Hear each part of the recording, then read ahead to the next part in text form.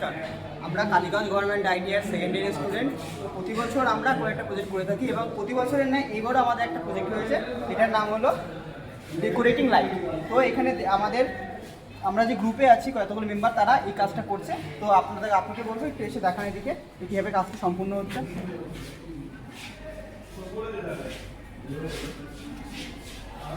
আমরা এখানে একটা ডেকোরেটিং লাইটের প্রজেক্ট করছি।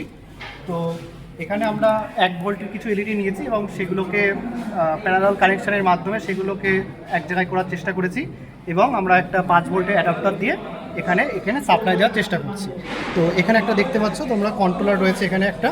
তো এই কন্ট্রোলারটা এই পুরো সার্কিটটাকে কন্ট্রোল করছে এবং এটা হচ্ছে আমাদের নেগেটিভ পজিটিভের তার। এখান থেকে আমরা যদি 5 ভোল্টের অ্যাডাপ্টার দিয়ে এখানে যদি সাপ্লাই দিই, তাহলে দেখা যাবে যে এটা একটা ডিজাইন তৈরি করছি।